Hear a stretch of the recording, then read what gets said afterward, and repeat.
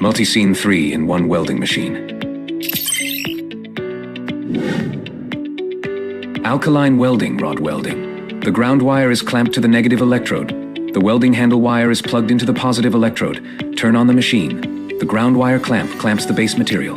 Clamp the welding rod in the holder. To start the arc, use the scratch technique to strike the arc. Then, move the rod along the weld joint and fill the crater at the end. Extinguish the arc and clean the slag. Welding done. Welding with flux cord wire. Open the wire feeder door and the feed roller. Installing welding wire. Adjusting, connect the ground clamp to the positive terminal. Connect the external plug to the welding torch. Insert the welding torch into the negative terminal, ensuring it is secure. Disassembling nozzle, conductive nozzle. Press the welding gun switch to test the feeding wire. Install conductive nozzle splitter protective sleeve. Choose the appropriate flux MIG mode and adjust the current as required for your actual machine. Demonstration unit. MIG negative 250 dP. Adjust the feeding wire, preset arc current voltage. Attach the ground clamp to the workpiece.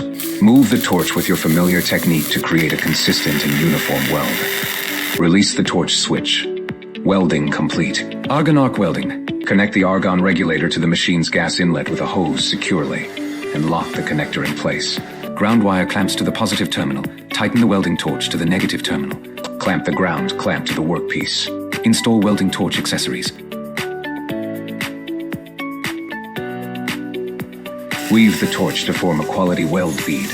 Lift the torch to terminate the arc. Keep the torch in place until the post-gas flow ends. Typically until the torch tip is no longer glowing red. Then withdraw it. Turn off the gas cylinder valve. Then pack the torch, ground cable, and all equipment into the case with a desiccant and seal it up.